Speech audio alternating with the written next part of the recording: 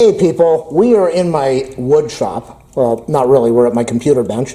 And this is a cardboard box, but let's assume that it is a piece of wood. And what I want to do is show you how to find the center. Now I took a ruler and I marked it. I measured, this is a little less than 6 inches. Sorry ladies, maybe like 5 and 9, 14, 16, 5 and 7/8. Something like that. So I took a marker and I kind of marked that over there. A little hard to see, but that's a black line over there. How do you find the center of a piece of wood the easy way? Well, there's 2 ways to do it. Now, I'm going to show you the way with a ruler, which is really easy to do. So what you want to do is you want to take your ruler and you want to find an even number. Now, 8 is too big, obviously, because 8 is hanging off the box. So let's go for 6. Just put this, and you don't really want to do this with a tape measure. If you want something accurate, you want to use a straight ruler where you can really, and that's not really that accurate. That's already off by a fraction because of this piece over here. But let's say that we're going to do 6 inches. Okay, so let's put this over here. And you want to take this thing, take the ruler, and angle it so that your ruler is on one side and the 6-inch mark, it could be 7, it doesn't matter, but 6 is very easy to do. So you want to put this over here and you want to line this up until you get the 6 inches right on the edge of the box or the piece of wood. You see where that line is, right in the middle of 6 inches? Half of 6 is 3. So you can see how, even though, well, we're dealing, again, this is not that accurate because of this piece of the tape measure, but we line it up so that it's 6 inches, and you can see the line is right at the number 3. Now we could also could we do that with 4? No, we couldn't do that with 4. We could probably do that with 8, just so this makes a little more sense to you. Let's do this with 8. We're going to angle this thing over here, and we're going to get 8 right at the edge of the board. And see where that line is? Let's get 8. We're at 8. The line, the tip of the ruler, half of 8 is 4. So that's the first way to do it. Thumbs up, subscribe, like, share, smash that, what do they say, notification button. I don't know, all the cool stuff.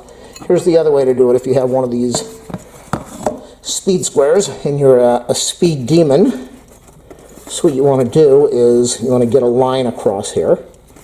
It's the first thing.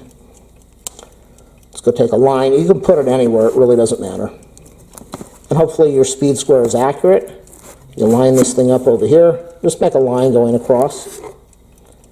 Now, in a lot of the videos, what they do is they pick this thing up for absolutely no reason to look cool, and then they go and they make their lines. But you don't need to do that. Once you've got your first line over there, keep your speed square and just make a line going this way, okay? A line going that way. So we've got our first line and our second line. Now, we're going to turn this around. I'm going to turn the box so that you can see that I'm right on the line. I'm going to try to get as accurate as possible. I've got shadows over here, so I can't really see what I'm doing.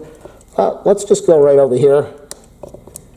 I think it's close to the line, and let's make our 45-degree angle this way, or 90 or whatever the heck it is. And check this out. Is this just absolutely incredible? Right on the line. So the speed square is a lot easier to use. And do I have it? Let me see. A lot of you might not have a speed square, but you might have one of these old combination squares, and you do the same thing. You put your little 45, or your straight line across. And then what you would do, how do I want to do this? How do I want to do this? Do I want to do it this way?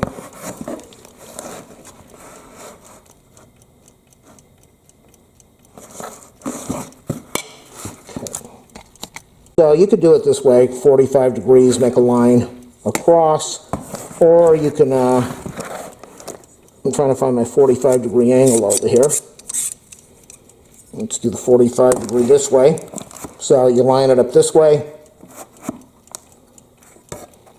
And we're going to do that right now. We're going to make a our line. Then you go over here. Let's see, we did that. Now we're going to do it this way. We're going to go to the corner, 45 degree. We're going to make our line. There we are again. That's another way to do it, and it's very accurate. But we're not done yet. In my beautiful woodshop, and please go click on that donation link in the video description. This is priceless information that nobody has ever told anybody. So use your 4590 square, make your line over there, and let's just do that now. Where are we going to do that? We're going to do that in between these two lines. Make your 45 square.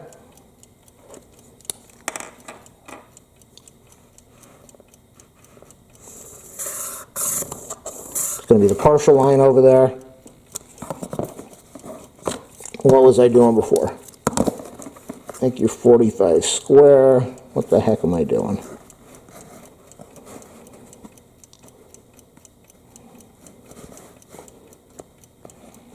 Get that on the line. Oh my God, we're not on the line. We're not on the line. It's not right. We're using this little middle one. We're going to go back. We're using this middle one, the same thing. We're going to line it up. We're going to do it over there. And there it is. So you can do it with the square. You can do it with the combination. You can do it with the speed square. Or you can do it with the tape measure. Whichever way you do it, do it. Thanks for watching, everybody.